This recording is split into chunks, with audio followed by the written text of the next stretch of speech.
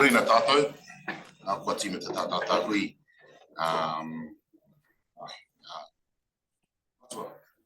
Ai koe ka tūpera tātātā hui. Koe maari ana mai. Koe tangata whenu. Tau, te hui nei me te karakia. He honore kōri ki te atua ma ngā rongo ki te whenua e whakaro mai ki ngā tangata kātou. Te atua e nā ka hau, ke rutu i tēnā tēnā. Āmeni. Tau, nau mai hara mai, me tēnei ki a koutou, hui mai nei tēnei rā, hui ki Maori.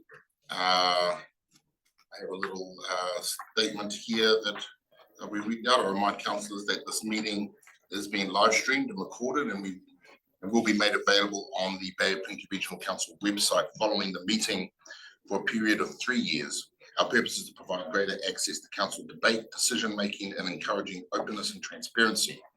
I also remind all present that the local government decision making affords no protection to councillors, council officers and the public for comments made during meetings that are subsequently challenged in the court of law and proven to be slanderous. Councillors on Zoom, of which we have Councillor White, Councillor McDonald, Councillor Scott, Councillor Thurston and Councillor Thompson. Can you please turn your videos on if possible and raise your electronic hand. We'll see if you need to hit part 5 if you have a question, and just make sure you got your mics on mute up and down. We have some apologies. Councillor Von Derelson has an apology, and Councillor Shirley is also an apology. We have a move that's accept the apology. Got Councillor Campbell.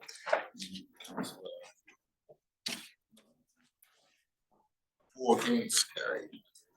Okay, we have no public forum this morning, no late items, and no change of order. Any conflicts of interest? We're going to move on to the minutes from Komiti Maori 3rd of December 2024. They're in the agenda. Take as read. Can I have a mover and a seconder, please? Councillor Neves, move. Against? None carried. Thank you. Okay, on to our presentations. We are lucky enough to have Kura Paul Burke with us today from the University of Waikato, who is going to give us an update on the Auckland Mussel trial. Kura.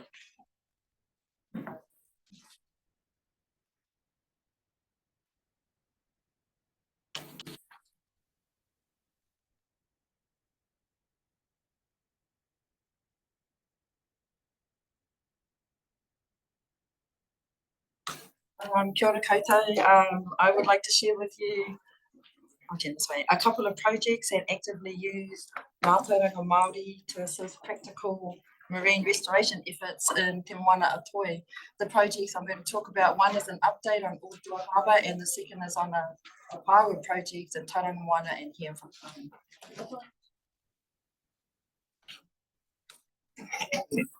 Both projects are informed by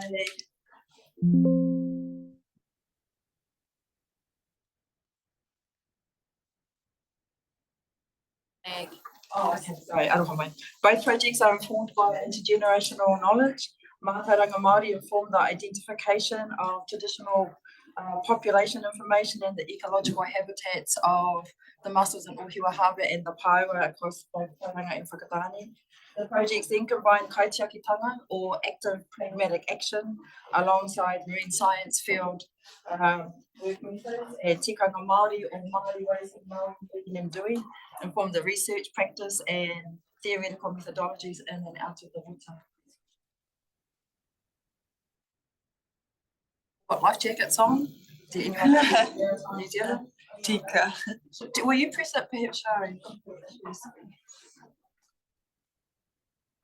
Oh, yeah, so in Ōhua Harbour, many of you will already know that we have been working with Ngāti Awa and the Ōhua Harbour Implementation Forum, which is part of the Regional Council, to restore the mussels and greenlet mussels in the harbour in 2007, there were 4 traditional beds, one of which was 2 Ks, continuous amazing reef, amazing reef, which had about 112 million mussels. By 2019, only 3 of the 4 traditional beds remained, and estimated 80,000 mussels in the whole of the harbour.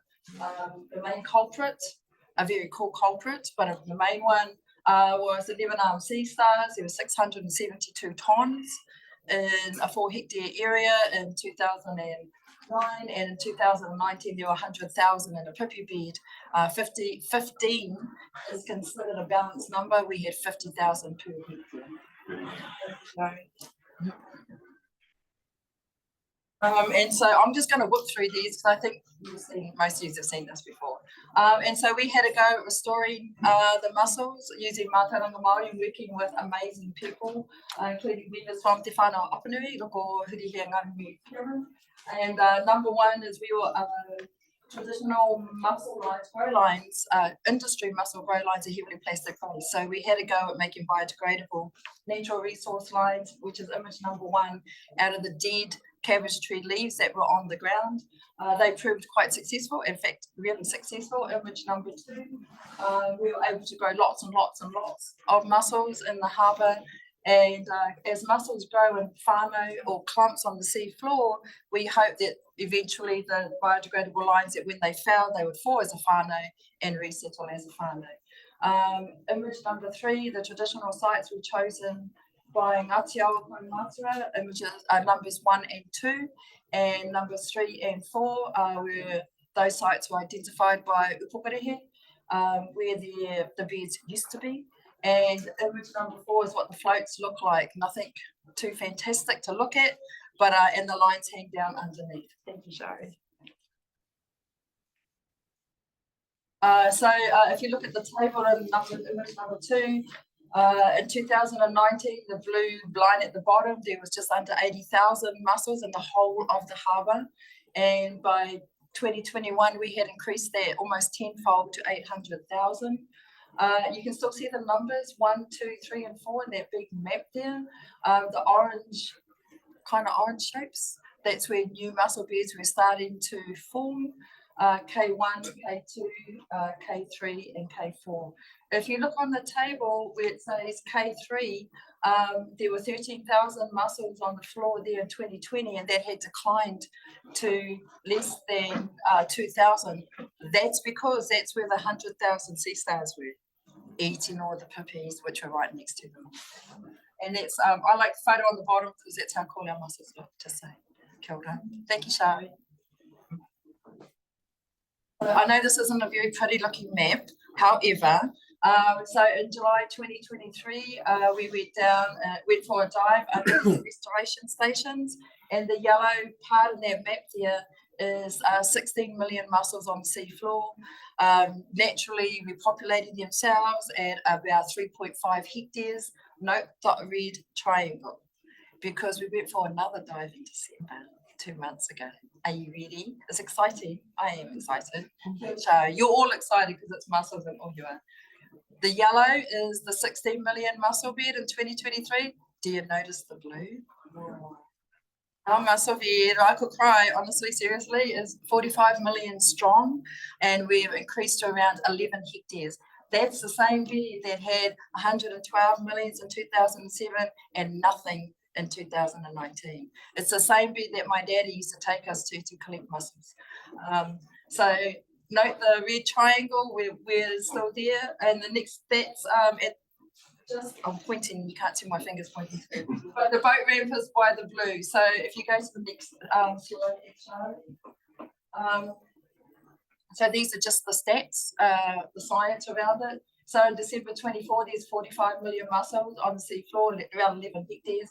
There's around 580,000 cushion stars, which is image 1.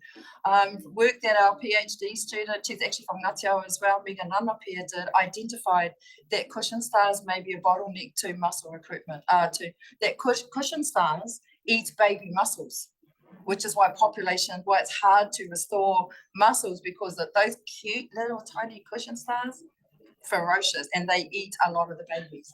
So, and then of course, we also have image number 2, the 11-armed sea star, which then eats the bigger mussels. At December, like just 2 months ago, we have 60% baby mussels, which is really amazing information that we can grow out in Mokopuna on the seafloor. 24% of the new mussel bears are teenagers and 16% are adults. Thanks, Charlotte. So this is our new 2024 bed. Area A, we can tell you, I have to double check that I'm telling you the truth, 95% of our new baby mussels are in Area A. And also the majority of the cushion stars too, which kind of makes sense, right? Predator prey. Area B are those 2 green circly things. That's where our restoration stations are. So area B is where the majority of the adult mussels are and the majority of the 11-armed sea star. It's also the core of the 2023 bed. So it's very dense with mussels. And then area C has a range of all mussel sizes. And both sea star species are present. Thanks, Shari. So here's some cute little photo. So image 1 is that's our baby mussels. A lot of mussels across Aotearoa grow on reefs, and people, when they try to restore them either onto like reef rock or onto lots of dead shell as something for them to hang on to. But in Ohiwa Hati as just grow on the bottom. Like they're actually, when you dive, you actually see that they actually build like little mounds to grow on out of the mud. So that's area A is our babies, and area C is at the end. Can you see the cushion star there on top of the mussels in image 2? Little critters. So the new mussel bees not only are fabulous news in terms of mussels, congratulations. I have both Komiti Regional Council and our iwi partners in Ngāti as well. This is the only successful mussel restoration project in the history of our country. So, and we are also increasing biodiversity. I think, I can't really tell because the fishes are, I saw Councillor McDonald clapping. I think that those are baby silver trevally. So the mussels are amazing, but they're also increasing biodiversity as well. Kia ora koutou. I'm now going to move into the next project, Snappy. This next project is called Piripaira. Piripaira can be translated into like a clingy paira or taku mokopuna, ko taku piripaira. I like my clingy baby, my clingy paira. And it's a project which we did here in Whakatane with Ngāti Awa and in Tauranga Moana, and I'll show you about in a minute. What we wanted to know about our paira is image number 3 is how are our paira? What is the current state? In image number 3, you see how the little baby paira are blue? That's what paira really look like. They, when they're tiny little babies, they're about as big as, well, my little fingernail, and they're very, very cryptic. They hide away from prey and from light. And it's only when they come out into the light do they go like the colours in image 1.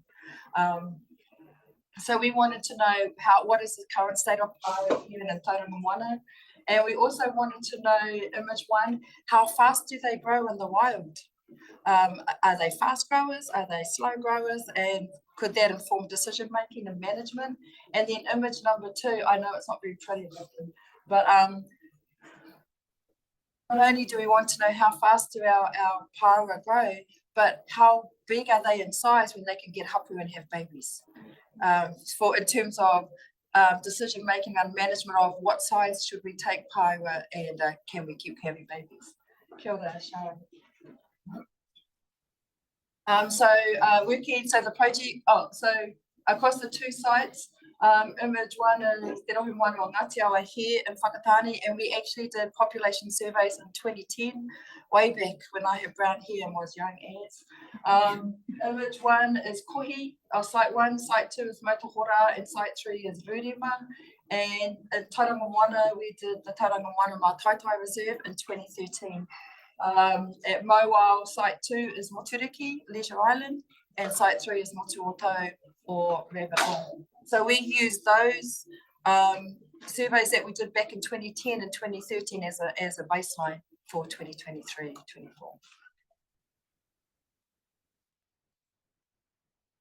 And the project was, Piriparu was initiated by Mainga Kuria Whare Hiro, the Customer Iwi Regional Fisheries Forum here in the Bay of Plenty, and alongside Ministry of Fisheries, and was funded by, but it's taken here. And all of our projects starts with the knowledge, intergenerational knowledge, and this project was no different. Thank you, Shari. No, okay, fine. So for the population surveys, we wanted to know where are our paua, how many are there and how big or small, and the size range is really important because we want to make sure that we have mokopuna and grandparents across the sizes. And you'll see how the size of the image there starts at size class 3. That's because 1 and 2 are almost impossible to find when you're surveying. And on the side where it says size classes, size class 7, remember 7, because that's a legal take size that we can harvest our paua at 125 millimeters shell length. Thank you, Shari. So, in 2023, actually 2022 and 2023, we did lots of diving here in Whakatane and Rohewano o Ngātiawa, and then we just check my numbers. In 2010, we surveyed just over 2,500 paua, and in 2023, then had increased to around 4,000. That's not saying that there's only that amount of paua there, because when you survey, you just, paua grow in lines. You follow the line of the paua, and you can't do everything because it just samples.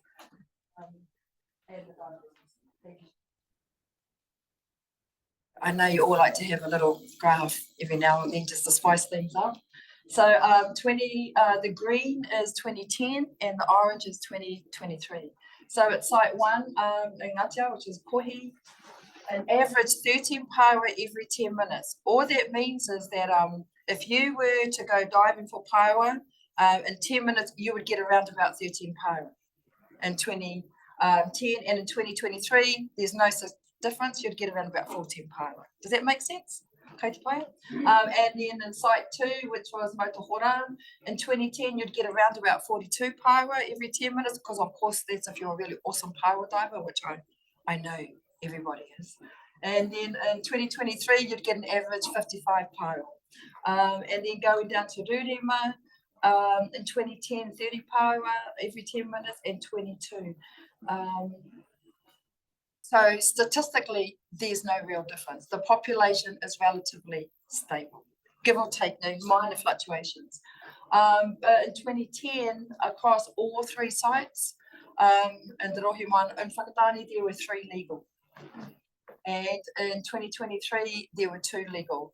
And so at Motohora, 4 legal at Motohora and Rurema. And if you have a graph, you should always have a table that follows. So this is, remember our size classes, when size class 7, down the bottom there, it says 125 to 144 millimeters shell length. That's size class 7. That's the legal take size. In 2010, 62% of all the paua surveyed were between 65 and 84 mils. And then in 23, that was 48%. And as you go across all the percentages, and so you can see the majority, the vast majority, 99% are heavily undersized, but the range is from 65 to 104 millimeters, give or take, for paua sighting here in Whakatane.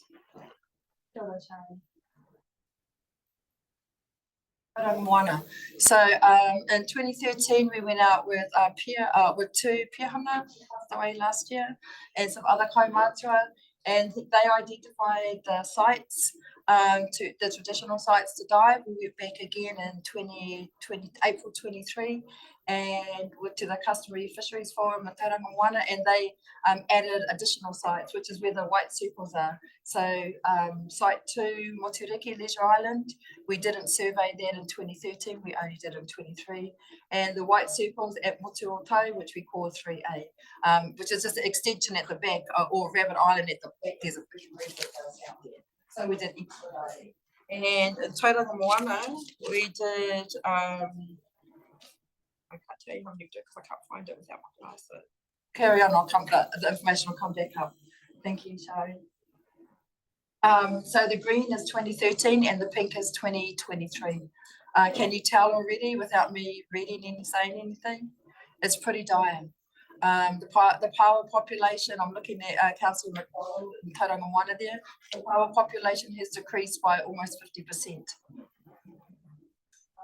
So at site 1, which is Mowal, the Mount, there was an average 31 paewa per every 10 minutes in 2013, which reduced to 50.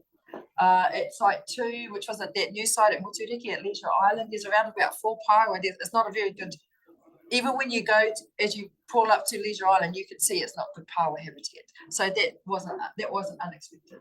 Site 3, Motuoto, which was really sad, was that in 2013, you could get an average 80 paewa every 10 minutes on breath hold, not breath hold, free diving. And but that had reduced to 42 paewa in 23, and the extended arm was around 11. In 2013, there were 3 legal paewa at Mowal and Rabbit Island, and in 2023, there were no legal at Mowal, and there were 3 at Motuoto, Rabbit Island. Don't look at me like that. I didn't do it, but it is pretty devastating news. And you can see there were 3 legal paewa down the bottom. This is a percentages, of course, and the majority different to Ngātiawa, Tauranga Moana paewa are between 65 and 124 mils. 124 mils is just under legal. With 50% are just under the legal size.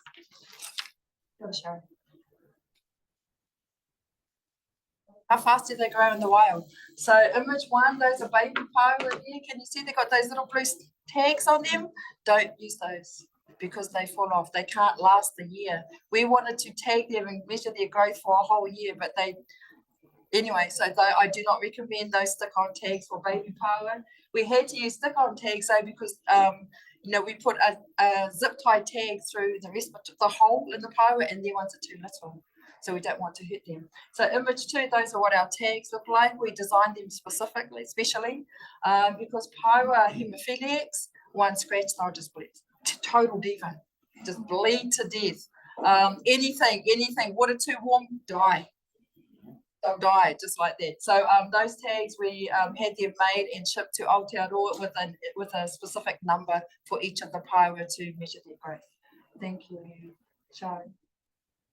So in Tauranga Moana, it was really pretty interesting, I thought, that we also worked along with the Maramataka and also the seasons, but from January 2023 to January 24, in Tauranga Moana, the paewa grew faster or grew more at 2.3, average 2.3 mil, as opposed to January to June, where it was only a 1.5 millimeter average. Whakatane, way slower, way smaller, and was the flip side to Tauranga, because we just have to be different. From winter, June to January, grew an average 0.5 mils, and in January to June, 1.9 millimeter average. So, excuse me. So those are our growth rates in the wild. I think that's 3.8 millimeters for Tauranga Moana and 2.9 for Whakatane. Oh, sorry, the images are image number 1. Can you see the tag on that paewa? And the shell has grown around the tag. So when we went back, when we remeasured the paewa, we took all the tags off, but some of them like that we actually couldn't take off because it destroyed the shell. So it's really quite interesting. The shell just kept growing around them. And then image number 2, paewa, like they're very diva, but they're also really feisty, like, and that paewa photo there was taken in Tauranga at Motuoto at Rabbit Island, and the paewa was protesting. But it's great because that means it has a lot of kaha, a lot of kai to keep protesting. Kia ora, Shari. I think I've only got like 4 slides, promise.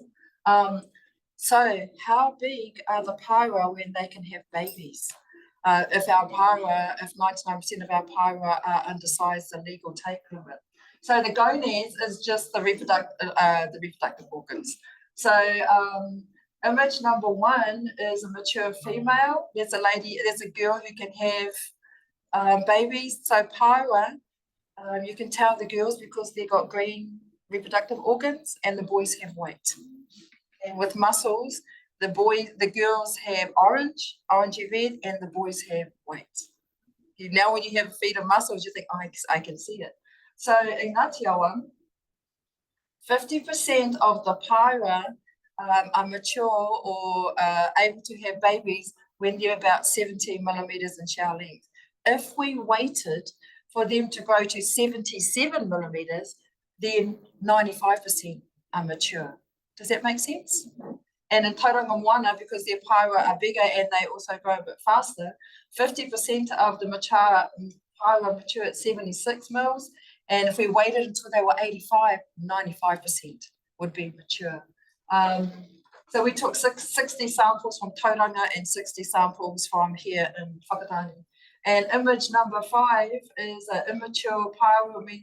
I don't know if you can see, like it's black on the left side where the white thing is. That shows that it's immature.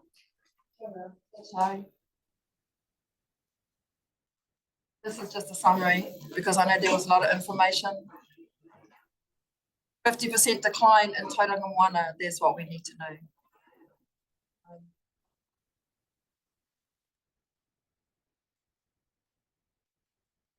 Right at the end of it, Whakapai. Oh, is there 2 other slides before that?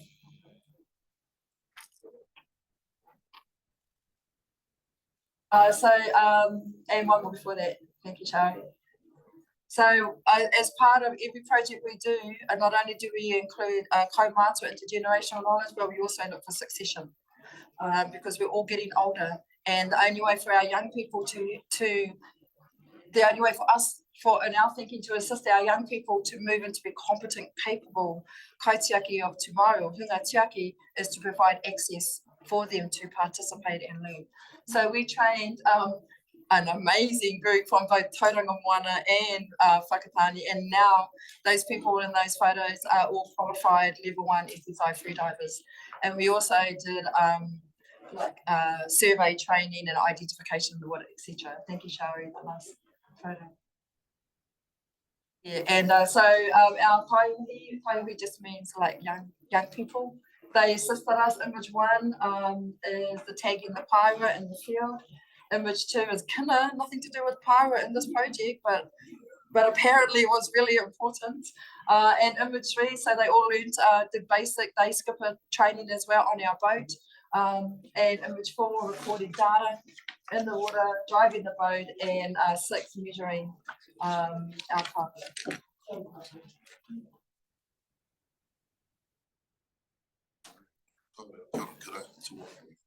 Pleasure to have your exuberance for marine science in the room here. And congratulations to all of us around the mussel restoration project. So I do have a question actually, which is around is the rahui still in place out there? The rahui is still in place, and it's with 2023 bed. So the new bed doesn't have rahui over it. The new extension of the bed, I should say. Any other pathway? Well, thank you. That was fascinating. Thank you so much. A question for me is with regard to the mussels at Ahiwa Harbour. I noticed that the sea stars population did increase as well, alongside the increase in the mussel population. Is there any way of predating on those and getting rid of them because they could continue to grow and you might have a decline again in the future? Or do you think you've got past the point of possible decline because of that increasing sea star? Thank you, Councillor. Great question. What I didn't say is that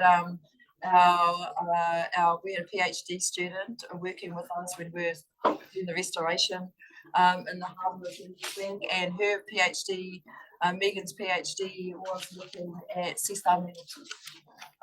And so part of that and the information from that was how we learned that the cushion stars eat all the babies.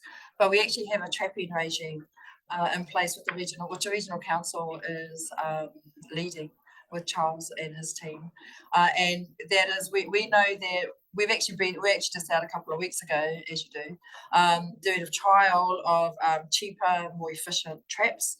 And we know that we can trap the little cushion stars, they will come to a trap. But you can't dive for the cushion stars because they're so tiny and they blend in, they're kind of grey, they blend into the seafloor. So we can remove the starfish, the big ones, 11 arm, by diving, and you can effectively and efficiently remove the cushion stars by trapping. Our question when we had a trial, seriously, it was just 2 weeks ago, was now that there's like 45 million mussels, would they come to a trap? Just right in front of them. So, and we use bonito bait, and they did. So, that's a really good question. So, the success of the mussel restoration is coupled with sea star management as well. We're not getting them into ice cream anymore. Yes. Well, we did a product where we use the starfish have strong collagen. And so we made a hand cream, which I was hoping to make into a face cream, and then so that's an option there. But we actually have, working with the regional council here, we actually have someone in Christchurch who's very interested to take the starfish, and we don't take all the starfish because they're actually meant to be there. And he will be looking at collagen development stuff. Councillor McDonald. Kia ora, kura.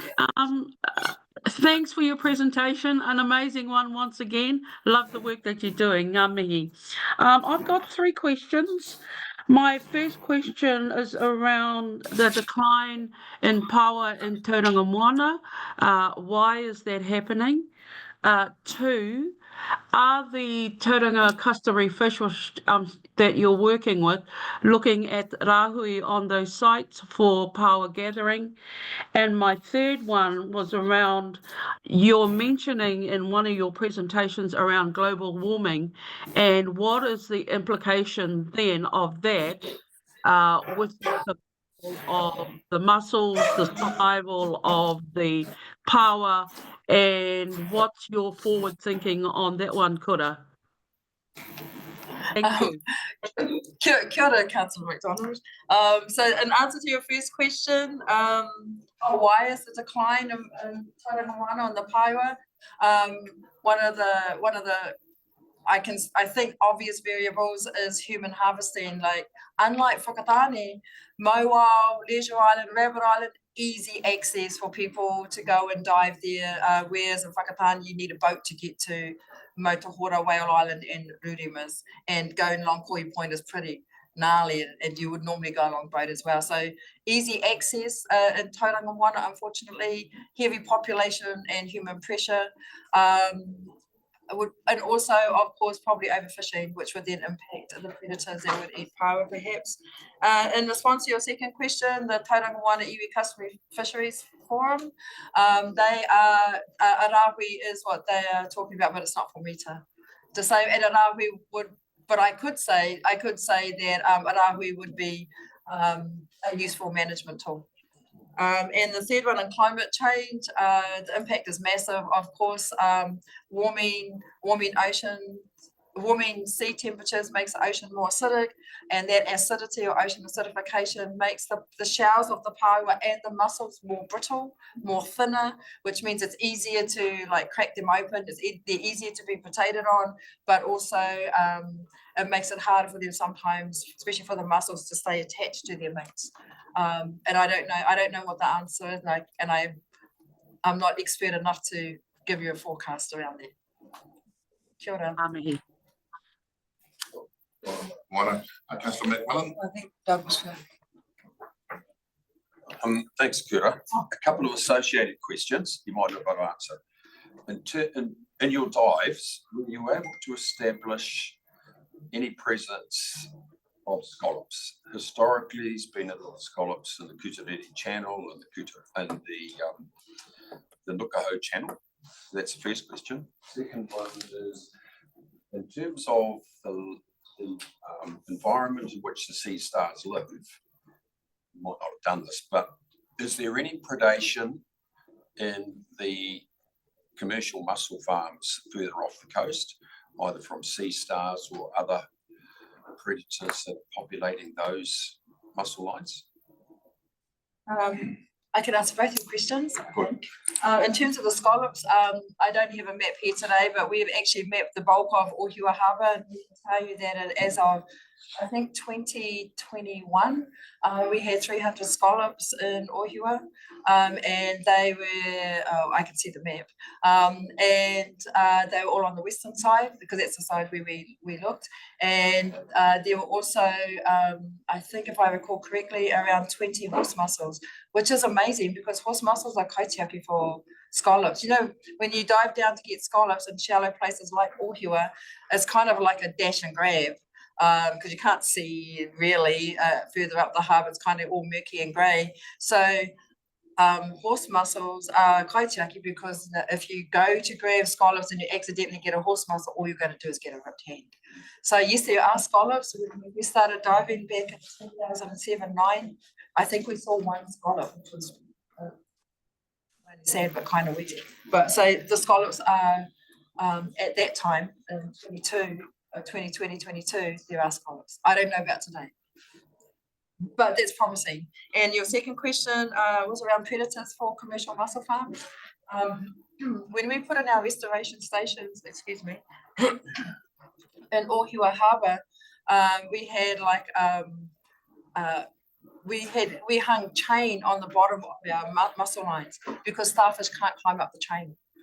And so I don't know, and I think that there could be predation problems. I'm sure Whakatohia, like that, they'll be able to answer that question. I don't know that starfish, if you have chain hanging on the bottom of your spat lines, they can't get up it. But we had chain to weight the lines down.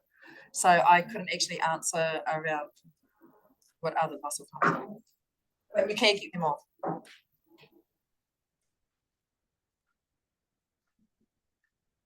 Kia ora.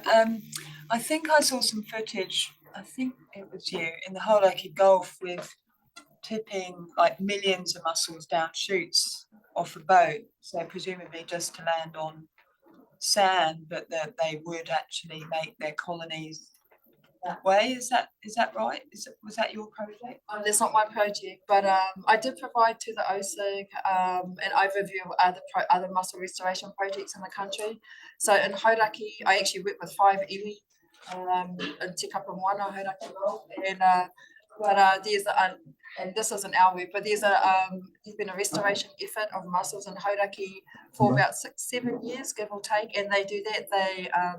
They call it dumping second mussels from mussel farms, seconds that they can't be exported. That would Unfortunately, when they dump the mussels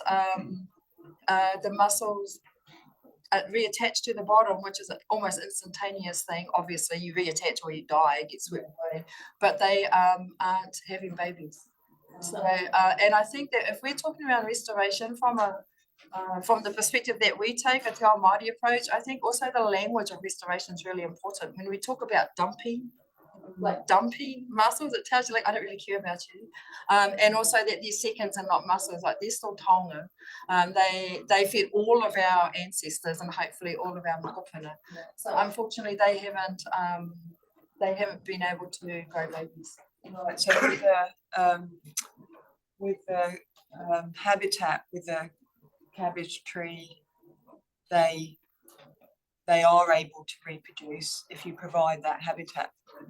Yeah, and all Yeah, but if you just dump them, then they're not reproducing.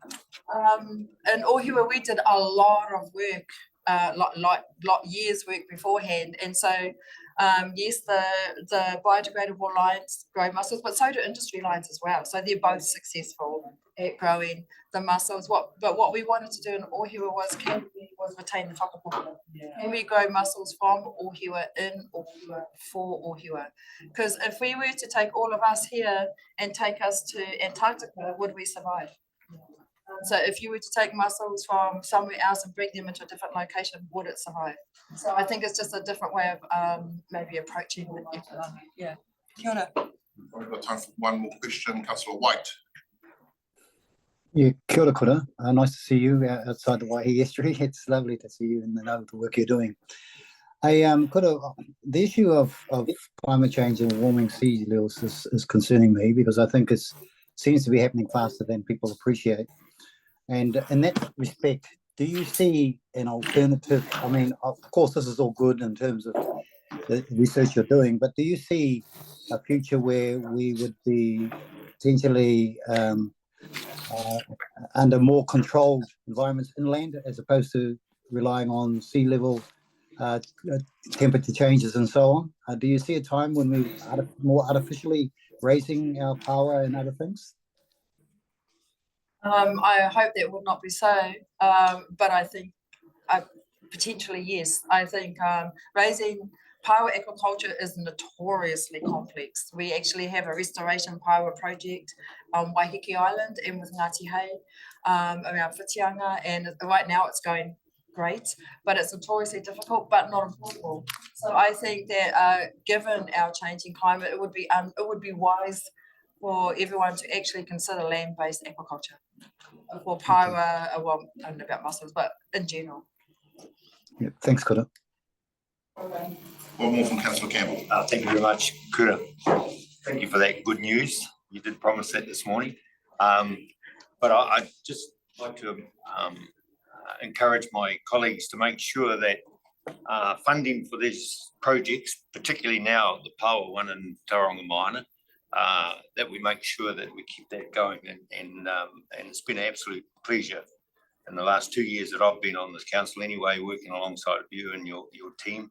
And of course, coming from Kawerau, why not? I mean. But yeah, no, congratulations and well done. Thank you for that. Wonderful. Thank you, Kura. It's always a pleasure. We have a koha here for you for making your way over here, which Katarairas will bring you down. We'll see you again soon with some more amazing news. Thank you. Well done. Hey, we have Ricky Gage here with us today from Whānau Wapanui.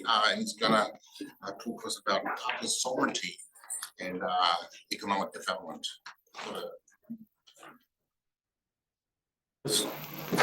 Do I control it? Oh, I can. Oh, yeah. I'll use it.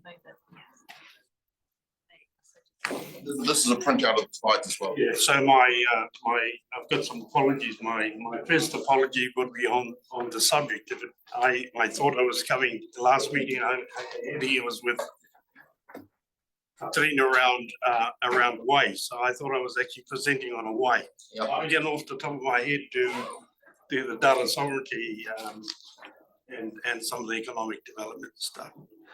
But just following on from Kura. We've got a team of scientists and doing mussel spat research. So we've had a batch they've grown mussels in 26 degrees because the warming waters is a reality, and acidification of the ocean is a reality as well. The only other thing I was going to ask the question is that we had some archaeologists from Otago come up into the Whānau Wapanui and went through all the power sites in all mine. There's about 140 odd power sites. And they found that all the power shells in there, they were really small. So, and they go back a few hundred years. So there they've consistently taken very small, leave the big ones for the babies. Yeah. And so, the science is really, really good. So that's my first apology. When you see, the second was to Shari. She sent me a note and says, could you keep it to 10 slides and double the amount Yeah, so my apologies, but I'll go through that. In terms of data sovereignty, I'm one of the trustees on Te Kahui Rarong, and we actually developed the data sovereignty framework for lots of government agencies. And recently, where regional council is a tier 2 facility here where you store your data. The next rack alongside that is where Awanui Arangi stores his data.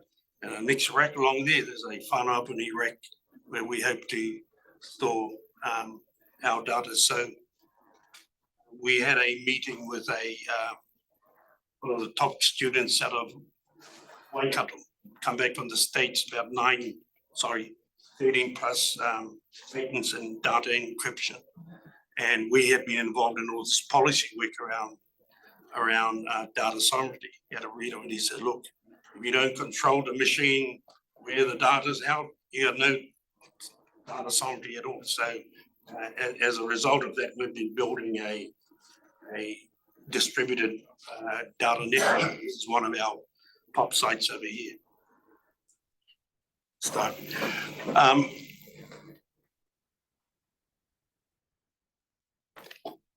That's what I was going to be talking about, water. So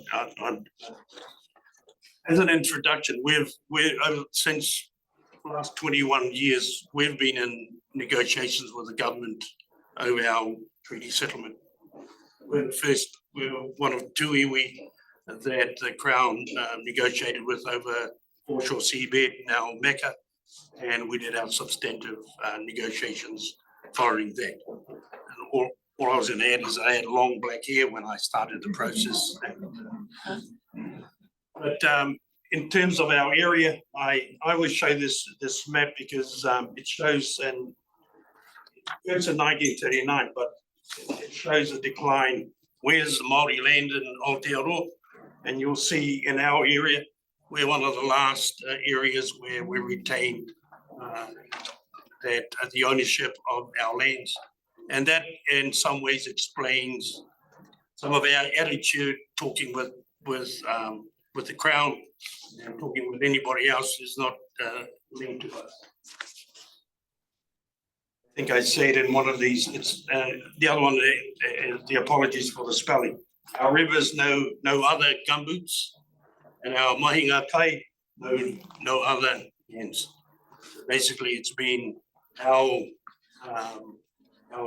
tribal domain where we exercise our mana.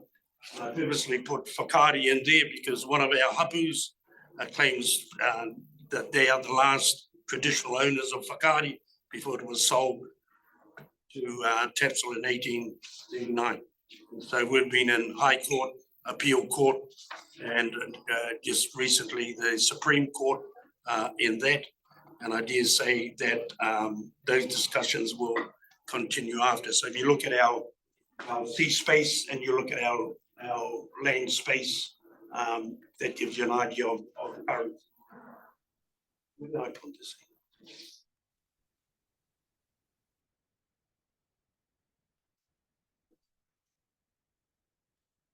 So in spatial terms, I think this map has a genesis with the regional council. But it just shows you how many thousands of hectares you're talking about. And from an economic point of view, we've pivoted towards the ocean, both in terms of the blue economy and aquaculture in particular, and hence our focus on spat. And we're in talks with Morna about doing oyster spat as well. We're hoping to get a good letter from Minister Jones approving some funding to build a smaller, another spat, building 2 spat facilities, a smaller one in Oporiki, so we can assist with the Whakatoia project. There's a big pivot for us, Ki Te Moana. You'll be aware of an application we've made for 10,000 hectares of space. We've got 2 in the fast track. There's another 18,000 sitting up there between us and the party, and that was and we had one of the chair of Te Utu with us in that little spot there. So you'll see those first lines of the 12 mile zone. In between that is was international waters, and they're around Whakaari.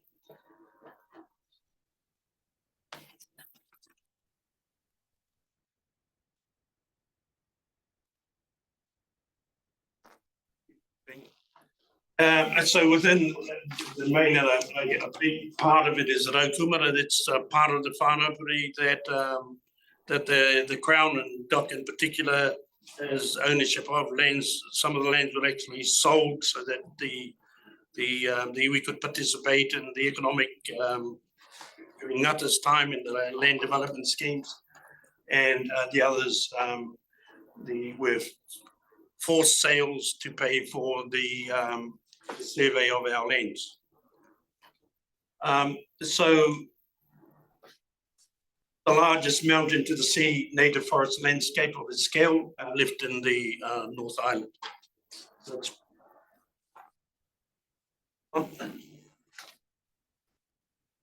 and we've had a group where we met with one of the ministers, got some funding to basically address a situation of a collapsed forest ecosystem. So from our reckoning, there was 40 years and DOC had spent, I think, may have put one possum trap into that zone. So there's been no investment, and we are left with an area that has a huge impact on the sea. So in our negotiations with the Crown, we did two things. We actually wouldn't negotiate in terms of our substantive negotiation until we had a warning on systems thinking. We brought systems scientists because one of our concerns is as with a lot of this stuff is the thinking that goes into it. And we were faced with basically a templated approach. Our day one was how much land have you lost and what's the size of your population, because they had a formula for that, which says we haven't lost any land, thank you. And so we had to reject things. The other thing that came out of there is that we knew that we were going to disagree on things. So we agreed on this kawa, that when we get to a stage like that, we park and we go and explore together. So there is our settlement is a result of that sort of process. Last week I had some people from Apple from the States in Sydney visiting with us. Unfortunately for me, one of them says she loved goats as well. We've killed about 6,900 goats in the area, but I'll just give you an idea of the amount of work that's been done and the impact we've had. Us in Archipelago, iwi driven. So from that sort of mana motuhake, if we're not involved in it, and so economically speaking, if we're not involved in the process, then things go right. A good example of that, and the model, I'm flipping out of this and the economic stuff. So the model we use is this, developing this economic horse that pulls a social, cultural, and environmental cart. Now, most of economic development is compartmentalized. And so we wanted a whole of systems approach. And whānau is a good example. I've mentioned in other forums. The medium household income there is $16,700. Most of the people open the door out when they step out. There's a multi-million-dollar kiwi fruit industry sitting at the doorstep. So obviously, the cart and the horse hasn't been joined up. It wasn't designed that way. And from our perspective, unless we're involved in the design, unless our values and our worldview are incorporated into the design principles, and the closest we've got to our worldview is systems thinking. And there was I think there was one of our Uri was doing a master's paper and worked with the Peruvians, and they had said systems thinking is the closest you get. So when you talk about whanaungatanga or the integrated nature of nation, nation and adaptive or complex adaptive systems and so forth. So there was some science, there's a way that we could translate some of our worldview and priorities into process. So that's what sits behind that.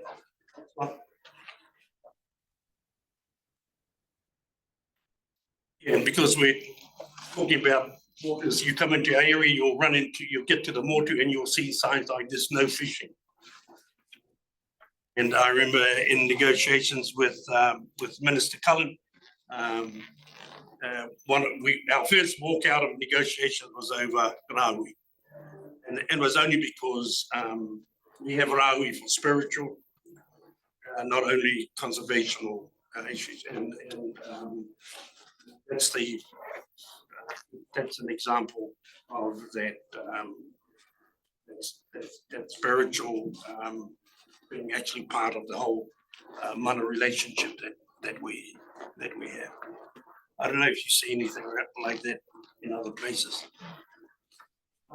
Next one. Yeah, sorry about the thing, that's why we got the printout for you, but that's basically we call the old Turoa framework that we use, and it's a whole of systems. It's from a mountain to the sea. Recently, when Gabrielle came through, Chris Battersall from Waikato Uni sent me this map taken from satellite. There's those areas, the colour of the water that's coming out of those two rivers was the Raukokore and the Whangaparo rivers. They're not dissimilar to what's coming out on the Gisborne side. And we've found out that there's probably 30% of the inshore fishery that's been destroyed by the mud that's come down the rivers. And that mud, a lot of it has its source in the Raukumaras. So we don't fix up the Raukumaras. We ain't looking at any aquaculture or industry in whanapuni. We've got photos of just the impact around in Tauranga, rotting seaweed. So with this, because they can't photosynthesize. So that's a linkage. So this whole of systems thing doesn't talk about compartmentalization. It talks about treating our te ao tūroa te whānapi as an integrated whole. And so this framework sits over the. I was thinking about water. I've just pulled out the water ones in the next slide.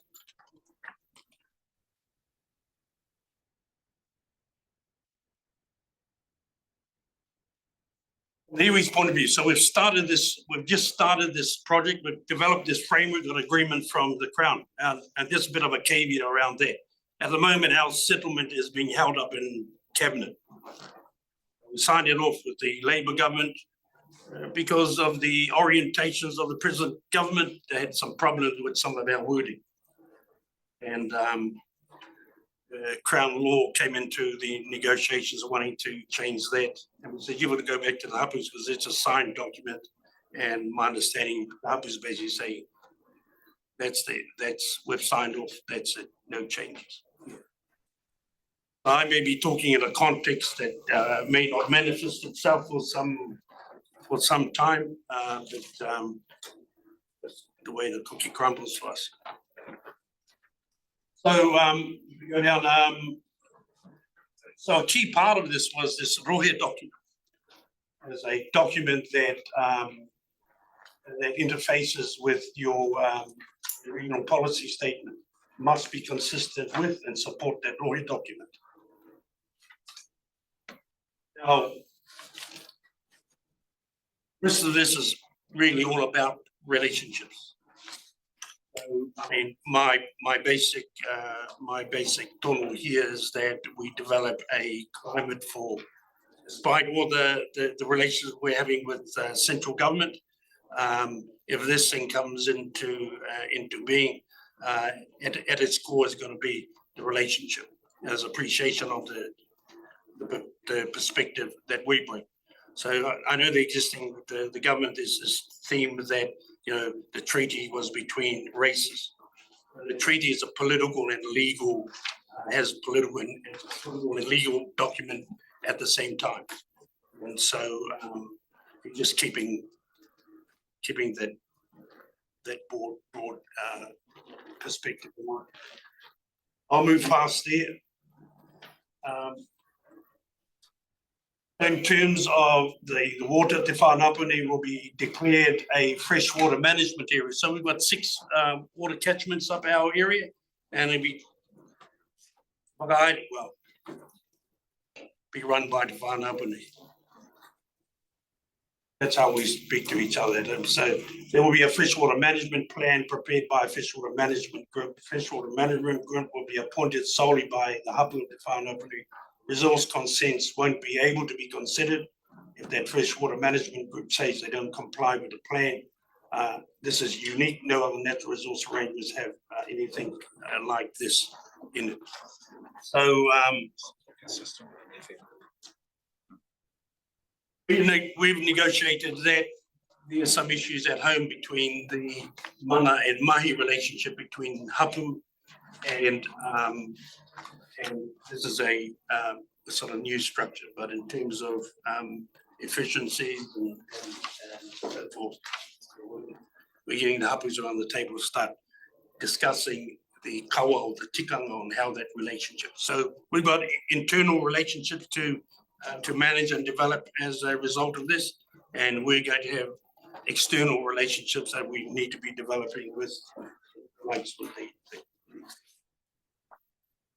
this is out of Kalawhiti's presentation to us.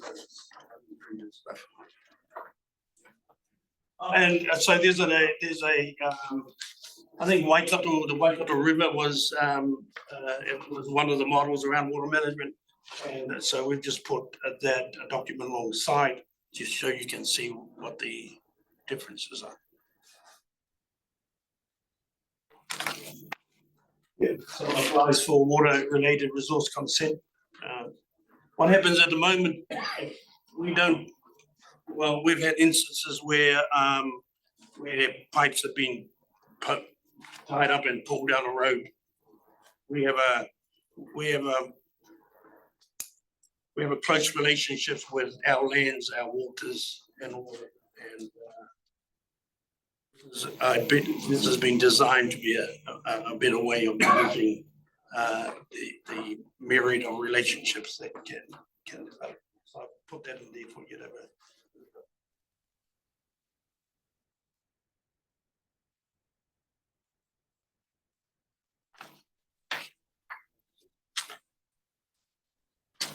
so inside, I mean, there are relationship agreements. So to me, that would be a starting point in terms of. I'm trying to think back how I can link things back into economics and I think my next few slides might have some example of that. Yeah, so we're working with Arihia Wani Waka at the moment. She's coming and has run a first Wanang, and it was prior to that Wanang I came to have a meeting with Katarina so we could get some feedback. And the message I took back is we're talking, the door is open, and it was an important part of the project for us to have the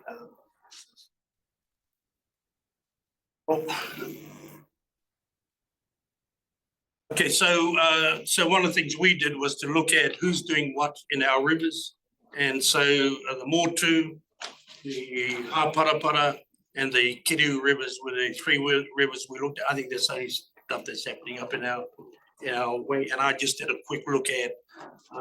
This is basically come out of the Haparapara group, and this identifies the areas where there's some data gaps for us.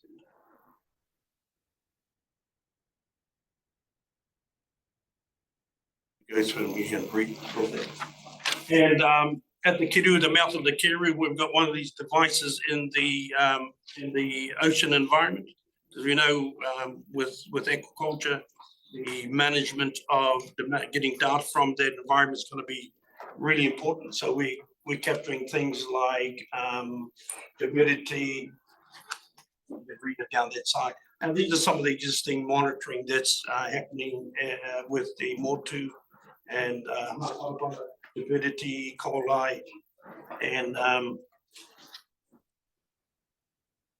So one of the core with Katarina was to try and get some consistency in approach across. We've got 6 water catchments to develop these data collection areas.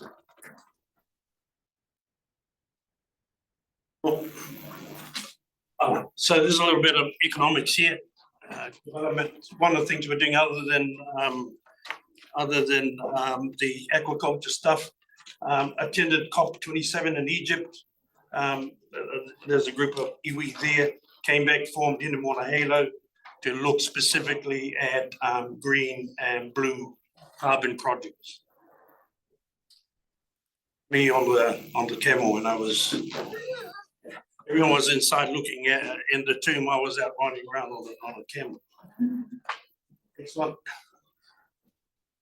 So we met up there with Ralph Charmy out of the International Monetary Fund. Basically, we're funded by Conservation International, which sit on in Monahela, and Steve Jobs' wife sits on the board as well, which is why we're having talks with Apple. I think that's the reason they got thing to come in. But I mean, his message to us as Indigenous groups is there's a new global asset class, sequestering carbon systems. And this is taken from some of his talk that he gave. Humanity is facing 2 risks, not only the risk of climate change, but also the risk of nature itself. Now, Ralph has been leading some work in the United Nations to get whales recognized as ambassadors of the ocean. So we traveled with him and with the Maori King up to Rarotonga, and the Ariki of Rarotonga signed into a whakaputunga te mana o te tora, giving legal personality or some rights to whales and why. Now, explained this is taken from a talk he gave at the Te Kaha Marae, because people wanted to know why he was interested in whales. So he talked about phytoplankton.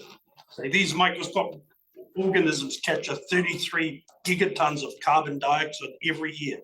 That's equivalent to 4 Amazon forests. Now, the phytoplankton, in order to live, needs phosphorus, nitrogen, and the limiting factor in many places is iron. So he posed the question to the wharenui. So would you like to know where they find these items? In the poop of whales. So nā te wera kōra tātou. And the other thing he stressed on is for every second breath, they're responsible for 50% of the oxygen on the planet. So every second breath you take, there's some little creatures out in the ocean that you should be. So this has been part of a sort of, not awakening, but it just emphasizes the importance of our relationship with nature and our relationship with the oceans in particular. So through Ralph and through Carlos Duarte, who's out of the, referred to as the father of blue carbon, as a scientist out of the Abdullah University, and those 2 gentlemen have both been up in Te Kaha. We're in the negotiations with KPMG, a leading negotiator out of Singapore, leading negotiations with us in a big a commodity company who's put 30 million US on the table so we can develop projects in both green and blue carbon. So at present we have a relationship with John Reed out of Canterbury University, which is the NATO. What they're doing is using satellite imagery and LiDAR imagery to develop the initial projects that go up to this fund. And we're following behind that with hopefully with LiDAR technology and drones, fixed wing drones and the like, using LiDAR, hyperspectrum, heat sensing. That's one of the reasons why we got the servo here, because I hear we're going to need petabytes, yeah, a lot of to hold it. And we would then back that up and develop it. So the initial business case goes up so we can activate the fund. As part of that, we bought the kiwi fruit industry, where I had a nursery up in, they spent about 2.2 million building a nursery up in Te Kā. And we picked that up for 425K. And that's part and parcel of this economic project looking at green carbon. Why green carbon? Gabriel. What's happening in the ocean is dependent on what's happening on the management systems that are taking place on land, and the Komiti in particular, the health of our water catchments. So pretty much aligned when you're going to manage the water catchment system. Big question is how. So we're basically using these projects to provide us with the infrastructure and the capacity, hopefully, to do that. That's the whole carbon business. So this is off a satellite done for us by a company in Singapore. We're going to use your satellites and your AI to tell us if it's worthwhile investing in blue carbon and green carbon projects in both Ngāti Pro and Whangarei. So at the moment we're like the hub for Ngāti Pro.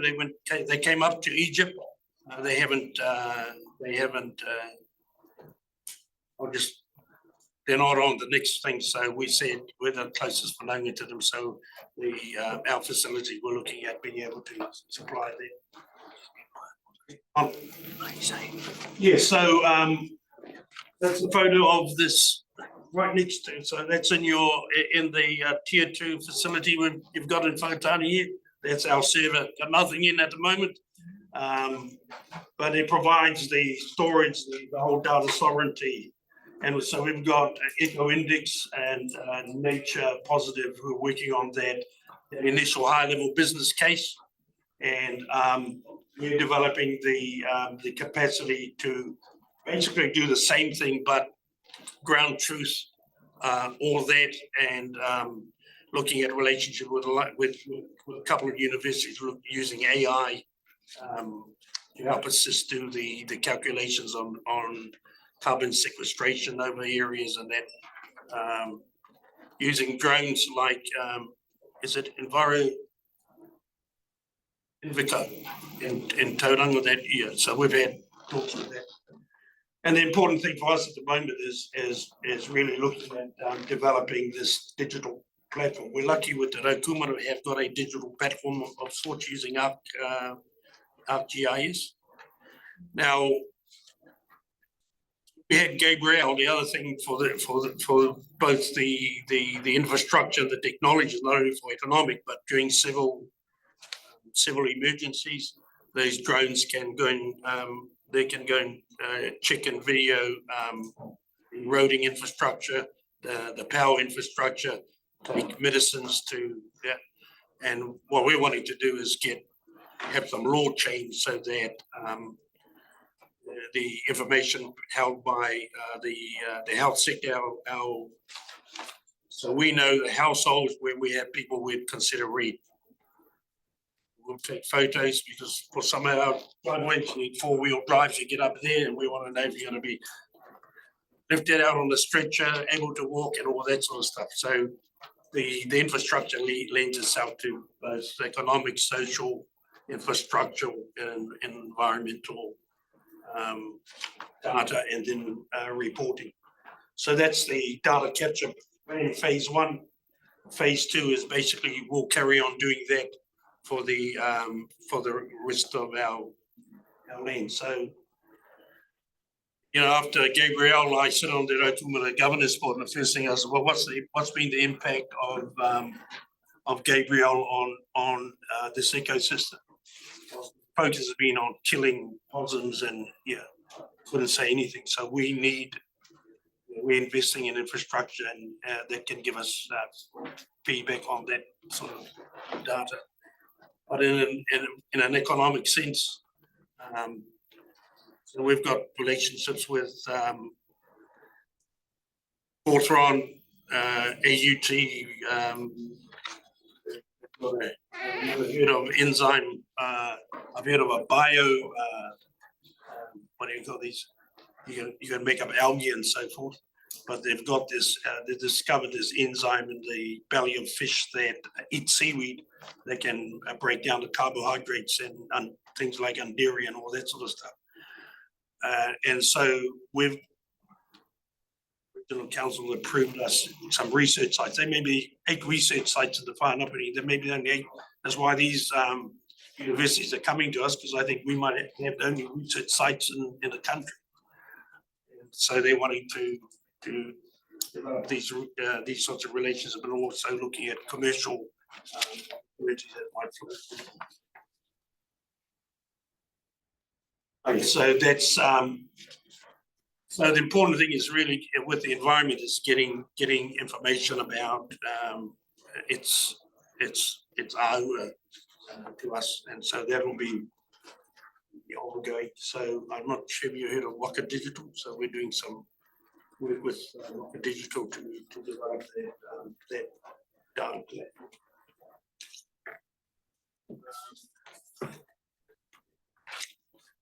And the same with the operations. So at the moment they have these seeds and they sort of fire them out like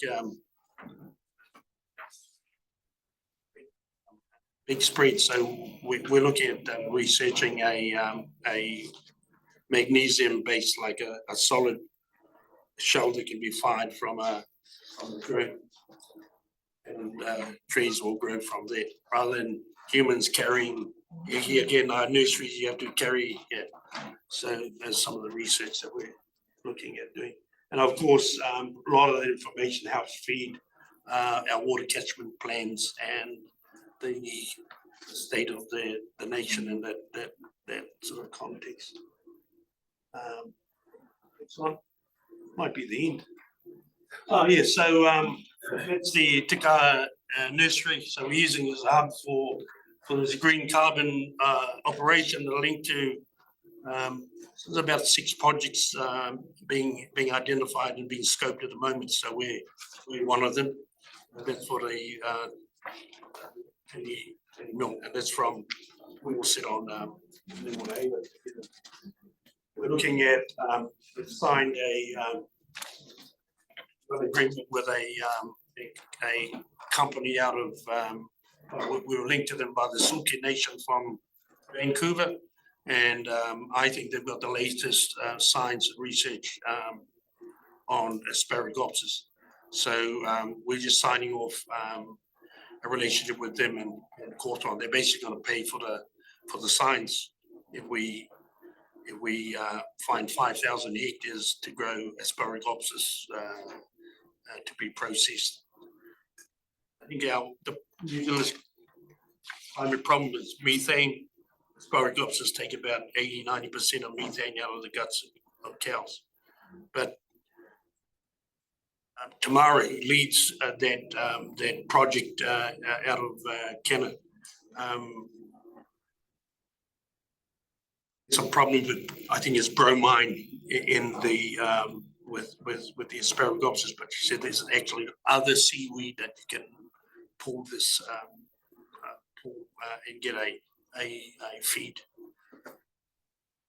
And the last is we're talking to the guys who Urchanomics.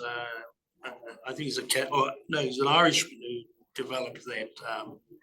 And Kinanomics is its translation into New Zealand. So I think there's a group up in Ngatsbro that's been working on kinna barons, taking the kinnas out, on growing them and selling them $300 to $600 a little thing up in as uni up in feeding them on seaweed.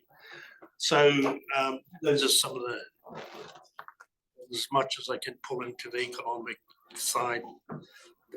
The other side for us is around infrastructures, around control of all the data that comes from us, about us, and developing infrastructure. We got a big push. We got some relations up in China of all places to try and fast track our people into AI. New Zealand's education system, as far as I'm concerned, is too slow. You've got this, the development is exponential in these high tech areas, and we're going to be left way behind. The wave won't be able to catch anything. So we've been developing relationships up there so that we can get people internships into companies that utilize AI. We've got a solar project that we're doing up at home, and yeah. So my thing, in later on, you might have the organizations. You'll have maybe co-marketers, but people who are purpose focused. Whanapuri is what's its purpose as an iwi. If it isn't the well-being of all its members, no matter where they are in the country, and the rest. No need a CEO, don't need your finance or anything. You're gonna have AI doing all that sort of stuff. So we can collect all the data. We're gonna have some information to play around with when I think the Chinese are leading the AI war at the moment anyway, with the ability to, was it a deep seek? Yes. So I think that might be the one after there. Right.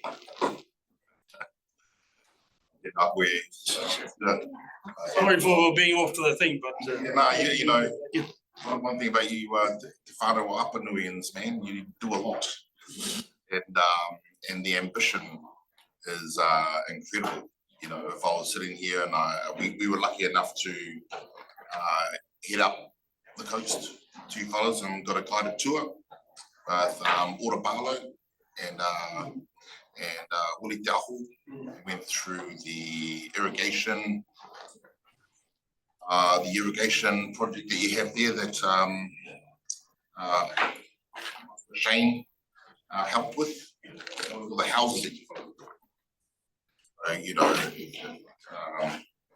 was it? Hear nothing of what you believe, nothing you hear, and half of what you see. But you fellas down the coast there doing a lot. Yeah, what? I'm sure there's some questions. What a diplomatic dance you fellas are doing too for the Crown. okay. What a diplomatic dance you're having to do with the Crown and ultimately with, I guess, us as well, or the regional council, this entity. I know how Hapu centric you are as well. And contrasting it from the Kohu or Tuirawera where I reside, and how different that particular outlook is. So I do have, I'm going to open up for questions first. To respond is that the importance of systems thinking for us is that, most of our received wisdom today, both organizational and otherwise, is out of industrial age thinking, hierarchies and all that. So I came out of bureaucracy. So yeah, I bought something.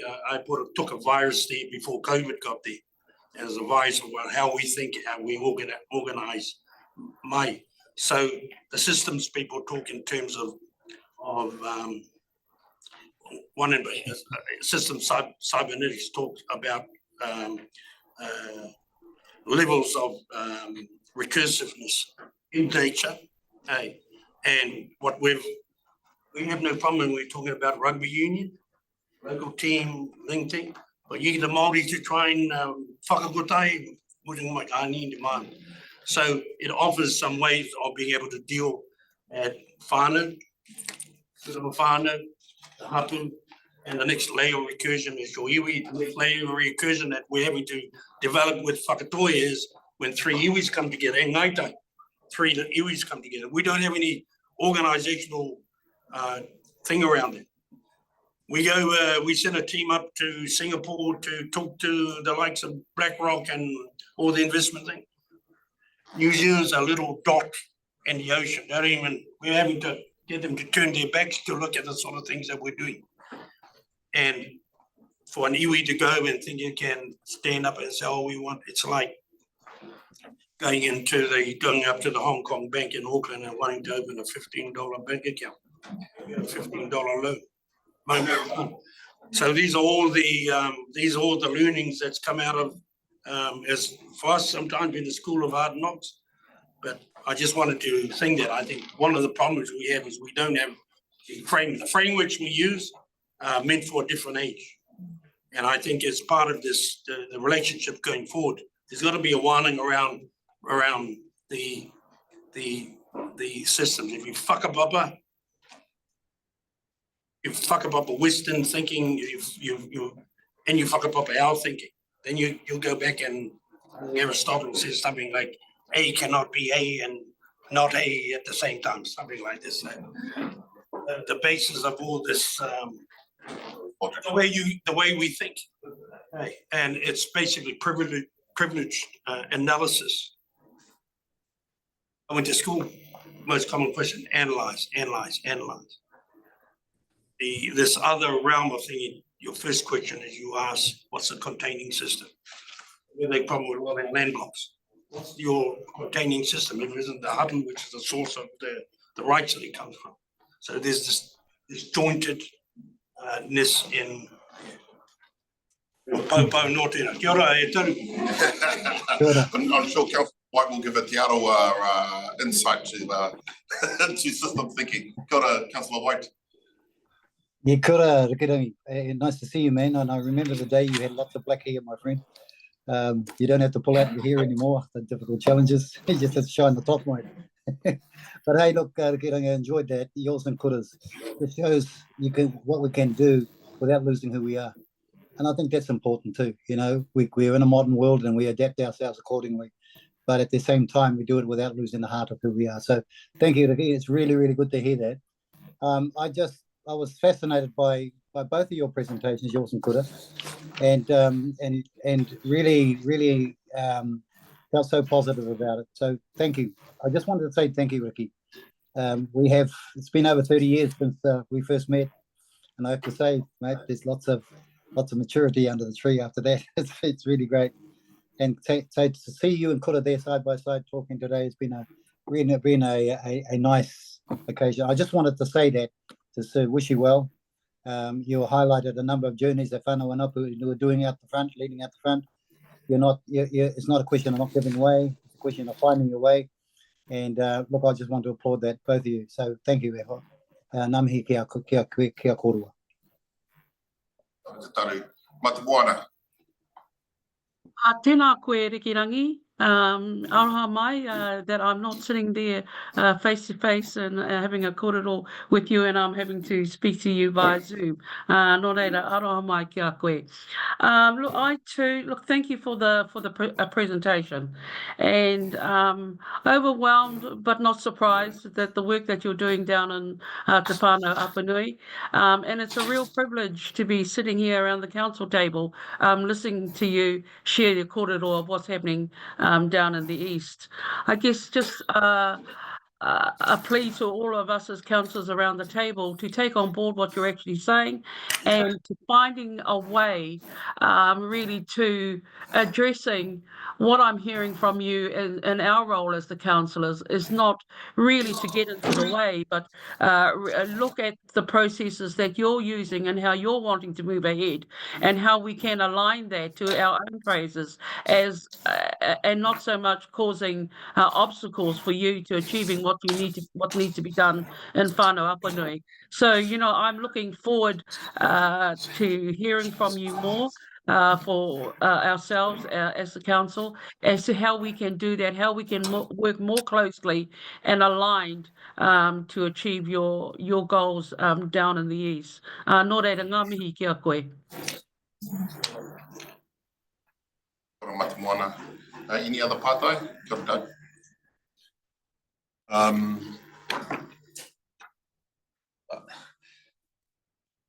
A few years ago,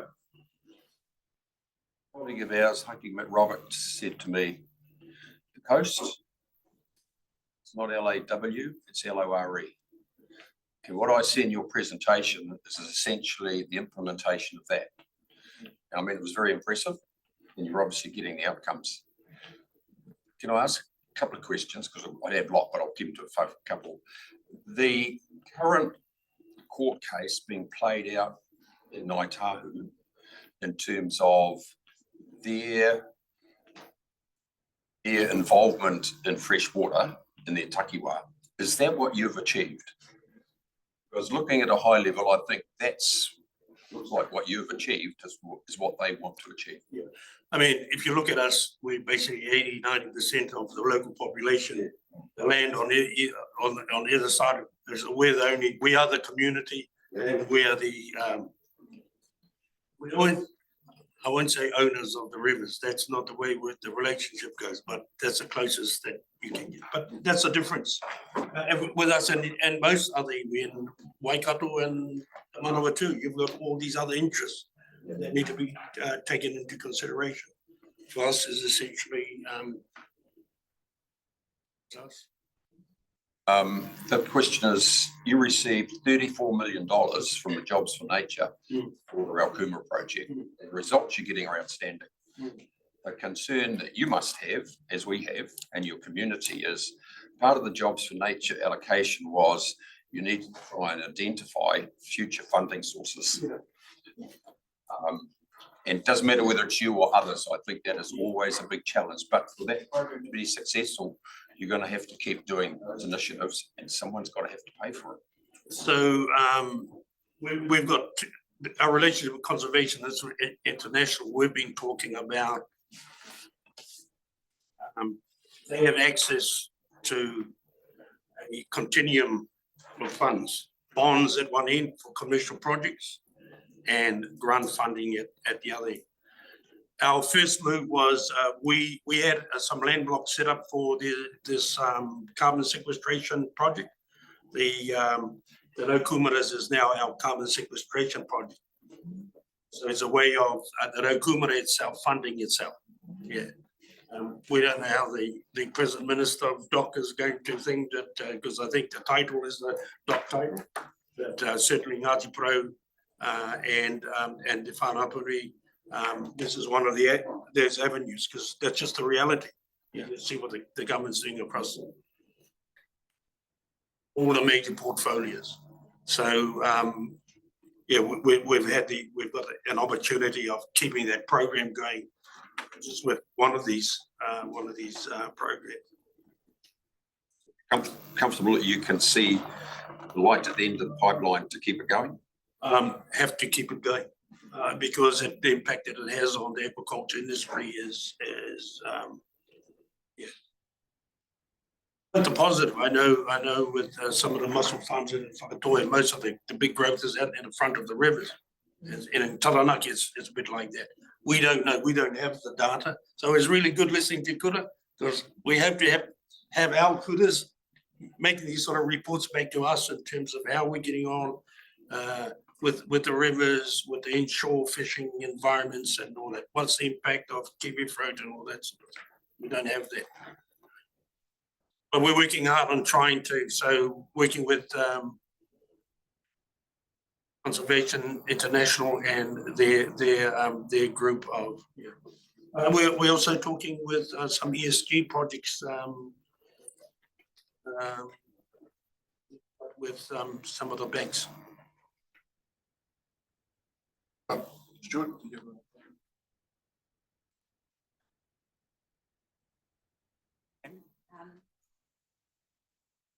Very aware that we're facing a major change in a lot of our foundational legislation. Yes. Government's reforming the RMA. Yeah. We're going to have something else to deal with. So changing a lot of our national policy statements, our environmental standards, our local government act, just about everything that you can think of is having the ruler run over it, and we're facing change. Now, you've done some really good piece of work with your negotiations with the Crown.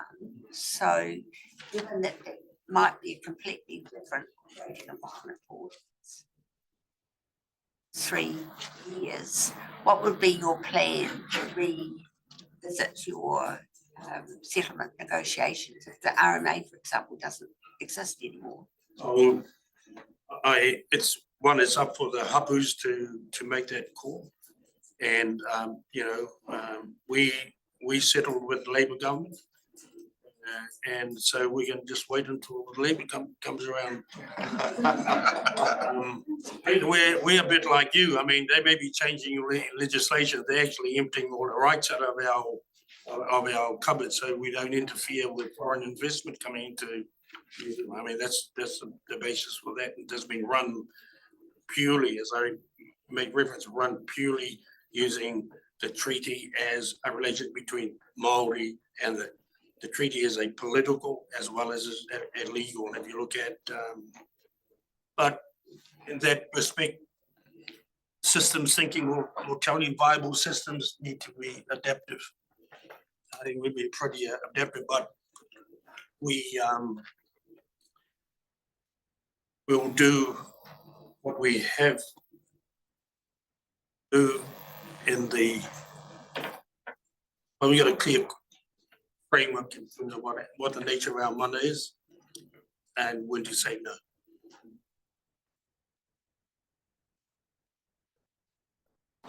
Well, thank you for coming in and bringing the whakaaro, the mahi, the kaha, the ihi and the wehi with the whānau wapana ki tēnā koe wā.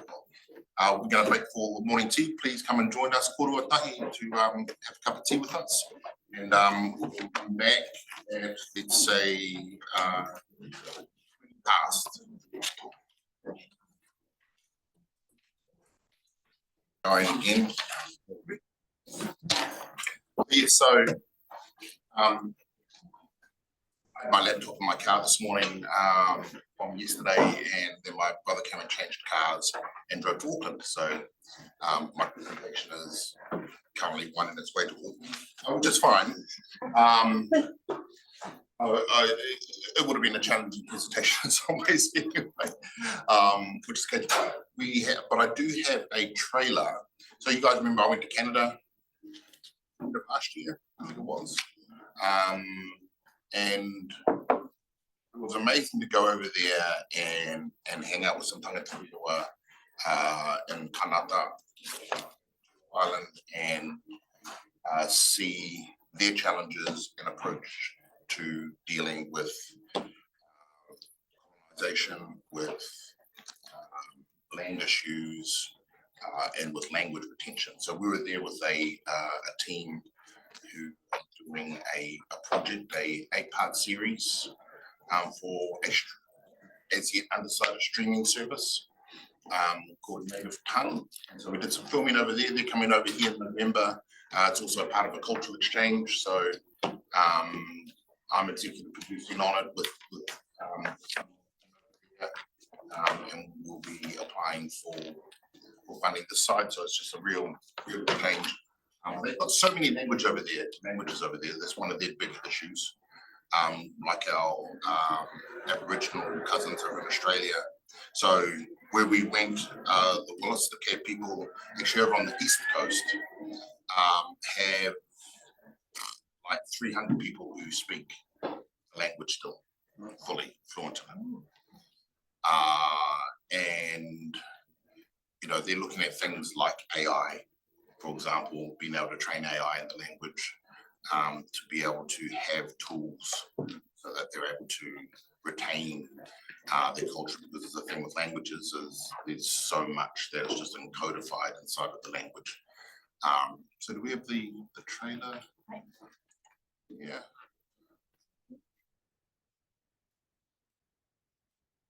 And we're going to be doing quite a few arts exchanges too. You guys know the old Wally Sutherland building on the end of the Strand? Yeah, the old car sale yard. So I've headed a trust, and we've worked with the Tāne District Council here to start an arts hub there, to turn it into a creative and innovation hub, which is where we'll be bringing these guys, and you'll see an artist in here who's taken the Wolastoqey language, the one I mentioned before, and does, you'll see him singing in here, operatic.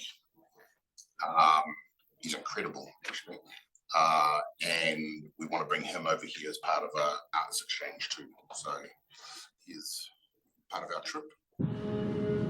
Now, one of the repercussions of residential schools is the endangerment of Indigenous languages, some hanging by a thread on the brink of extinction.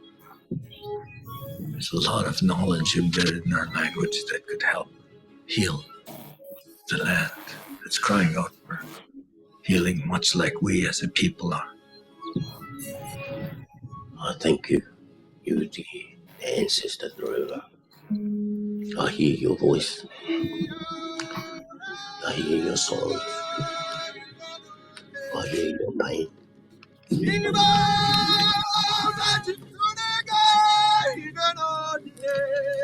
It's what we as Indigenous peoples do that will make a fundamental transformative change to this country.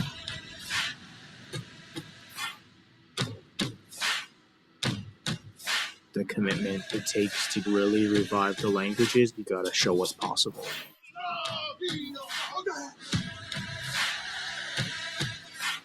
Tens of thousands of people crowded New Zealand's Parliament grounds in support of a resurging Indigenous language and identity. The language is the root of who we are.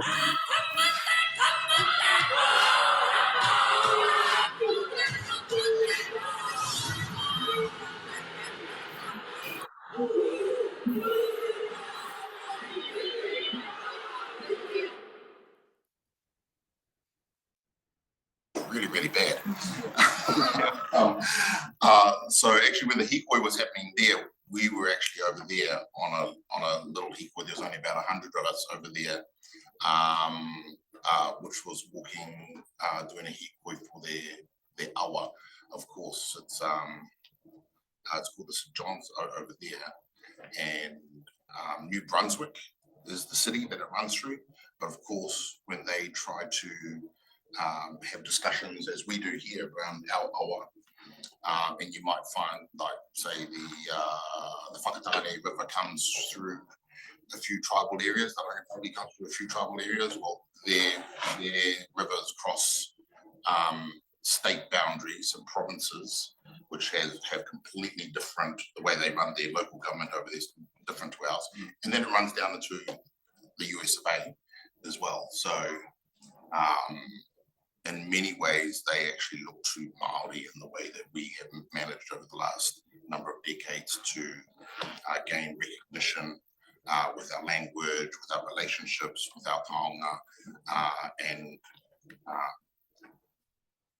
they look at us as having made so much ground because they are a tiny, tiny, tiny little percentage of Riki saying going over and New Zealand's tiny, those little Indigenous populations are really struggling. So it was heartening for us to go and totoko them as well, with our, taking Dad over and my son as well. So that was it. We also went to China recently. I've been talking to it's about that, and what really hit me over there is actually how diverse it is over there. I had no idea how many Indigenous peoples are actually make it up over there. Of course, it's the Han, which is the largest population. But being around communities and the way that they still practice their culture, the language variation, we'd go from one place and our translator worked, and you go to another place and just completely did not recognize what they were saying or couldn't translate. And so, yeah, that was fascinating as well, is to go onto their social media, which is Red Note, and how different it is, how much culture from art to dance to language, the way that they express themselves is on the social media. It's so different to Facebook or Instagram over here, which is so often full of so much conflict. Yeah, it's not there at all. If you want to go onto their social media over there, you actually have to register your national ID. So you can't hide behind a pseudonym. You kind of got to be there and they know who you are. Which people go, oh, that's a little bit sort of, but you can see what anonymous social media profiles and what havoc they can actually spread through a democracy as well. So, yeah, koena tēnā. It's just a little update. We're going to go now to reports. The Chairperson's report and hang over to Katarina. Oh, tēnā koutou councillors. I'm going to just take the report as read. If you've got any questions, we have the report writer.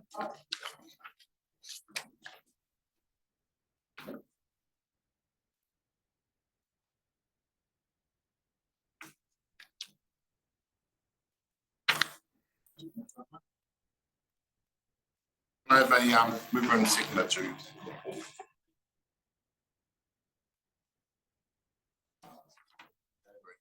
Carried. Items not on the agenda to consider. And that's us. I should have closed it before, shouldn't I? We just carried on and had morning tea. Is there anything anyone else wants to raise while we're here? Anyone online? No. I can't wait.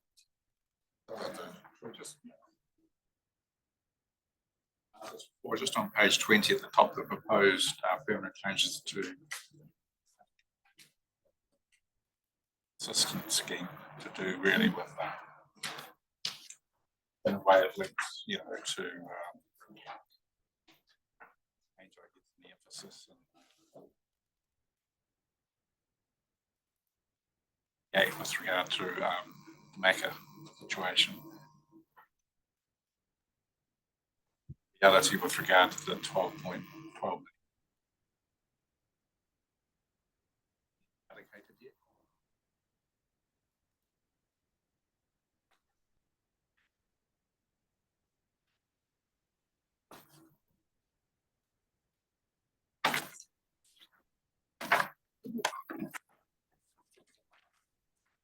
And what would there be any role?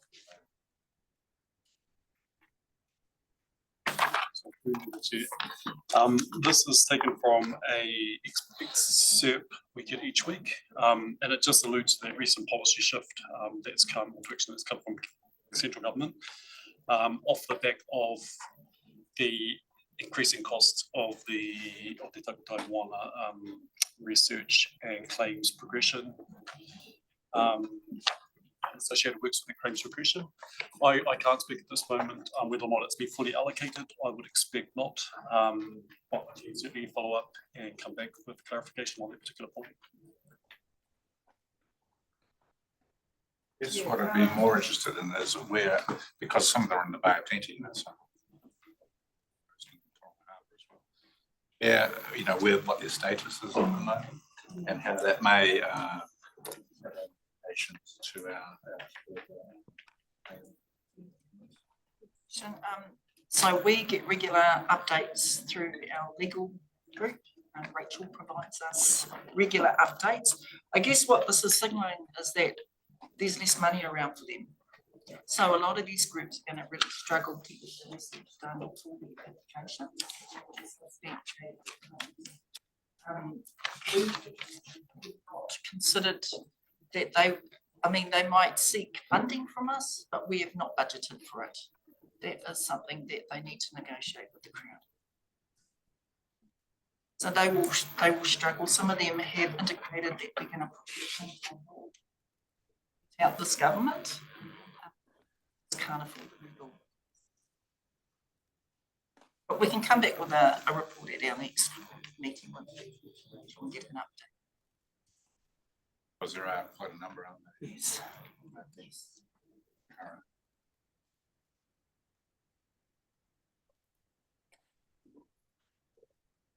A question relating to our presentation this morning regarding the Paua and Tauranga Moana. And I'm sure Matamoana, that's something you're going to take back to the Tauranga Moana iwi, but is there any action that we as Toi Moana can take, bearing in mind knowing that the Paua population is half of what it was?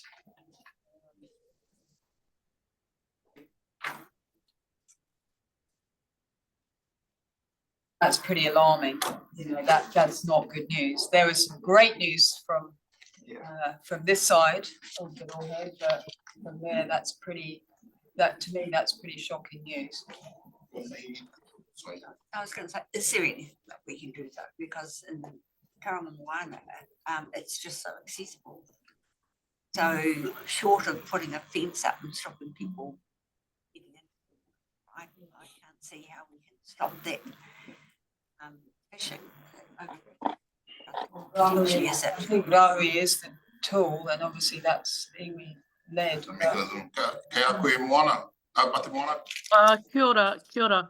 In the past, the customary fish have imposed a rahui, and they did it on, I think it was on Moturiki, and that was to revive the, I'm not sure whether it was the mussels, the dwindling mussel count. So the iwi have imposed a rahui. It probably is coming, just that it hasn't reached our table yet. I'm attending a hui on Friday, so I'll be able to ask some of the representatives on the customary fish if there's anything in tow around a rahui. I'm guessing that when the rahui is set, they have to communicate with the various agencies that will be concerned. Probably TCC, I'm not sure whether we're involved around that, but I guess just getting acknowledgement that the rahui will be in place. When they imposed it on Moturiki, which is, I think that's what they call Leisure Island, or it might have been one of the smaller ones. I think that was imposed for quite a few years, and it worked. It did replenish the stock there, so it has been done in the past, and I'm sure that oh gosh, what's her name? She's the chair of Kia Alice. Kia Alice is the new chair of the Tauranga Moana Fish Trust, so I'm probably, I'm quite certain that they're probably looking at some sort of rahui as well. Kia ora.